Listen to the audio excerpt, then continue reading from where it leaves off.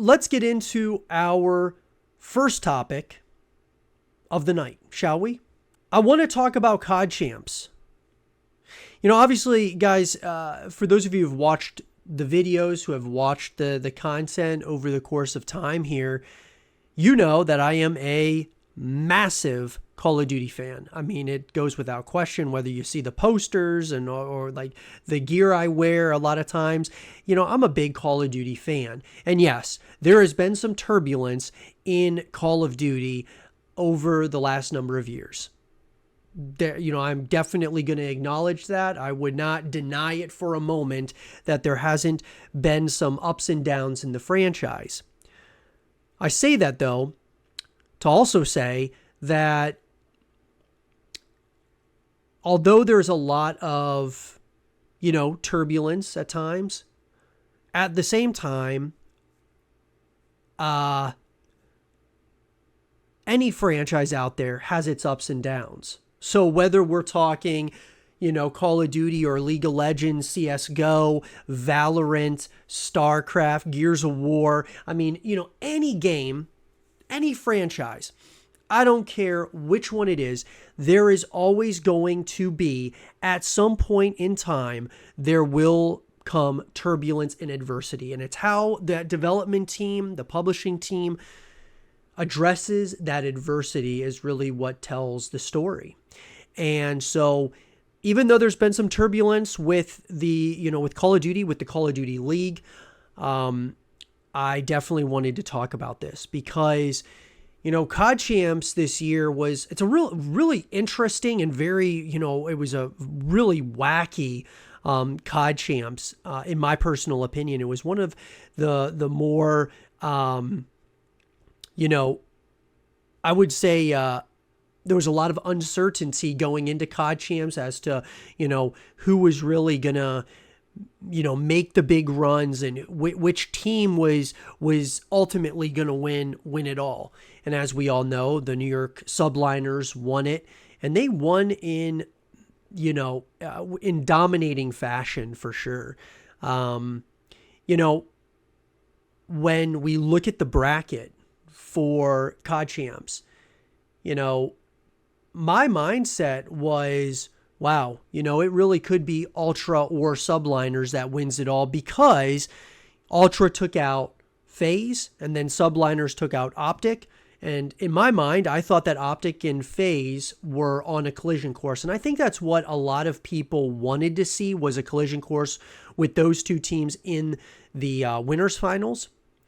And we didn't get that, right? What we got was Ultra and Subliners, and Ultra dominated Subliners, 3-0'd them, did a really awesome job. And when I saw that, I thought that it was going to be a tall and tough task for any team to beat Ultra. They had a lot of momentum going, and, Optic getting beat, number one, by Subliners, but then them losing to Surge was very surprising.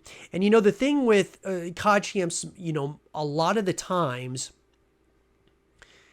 it comes down to very small details that you either miss or you make, and that can really make or break your entire year.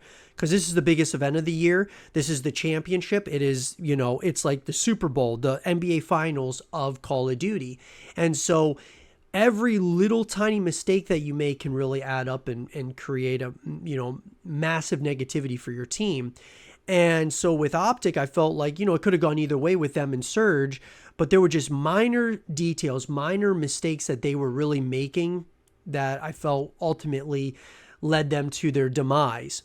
And, with FaZe, FaZe, obviously these are, still, I would say if you think of like the best well-rounded team since the Call of Duty League has started, it's been FaZe for sure. And I still feel this way, but the Subliners, they were on a mission when they beat FaZe. And I think that, Subliners, it's interesting because, when Scrap,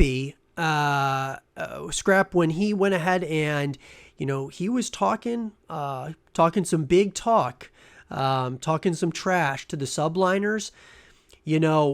There are certain players that, take it and they ignore it. They don't let it get to them.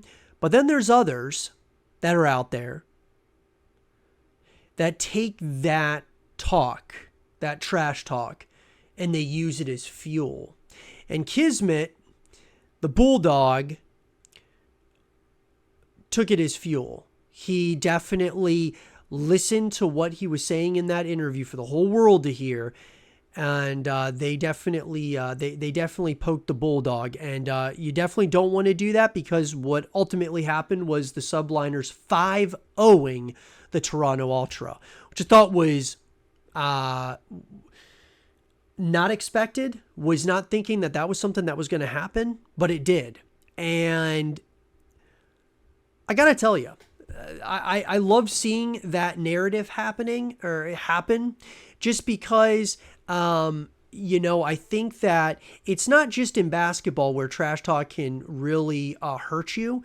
As an example, Dylan Brooks, talking a lot of trash about LeBron, and then the Lakers mollywopped the Memphis Grizzlies. It's never a good idea to trash talk unless you can really truly back it up. And I get it. Ultra was on a real high after beating the Subliners 3-0. But talk trash after you win it all. Don't talk trash before then. You can talk some trash as much as you want. And like, for example, the Nuggets, when they beat the Lakers, they were talking a little bit of some trash, but when they won it all, they won the NBA Finals and beat the Miami Heat. Their coach to the rest of the team, that's when they could talk their talk. They could talk some mad trash because they had just won a ring. And so what I'm getting at is I think there's a lot of people, individuals, teams that talk trash before the magic happens, before they win it all. So I guess the moral of it is don't poke the Bulldog, but also, keep it to yourself until the job's done. And so that being said, the Subliners are the world champions, best players in the world at this point in time. There's no debate about it. And I think there's a lot of excitement there for the Call of Duty League moving into next season, especially with roster mania and everything else happening. It's going to be very chaotic, and it's going to be awesome. And I can't wait to cover as much of it for you guys as possible. What did you guys think about COD Champs this year? Let me know what you guys think in the comment section down below.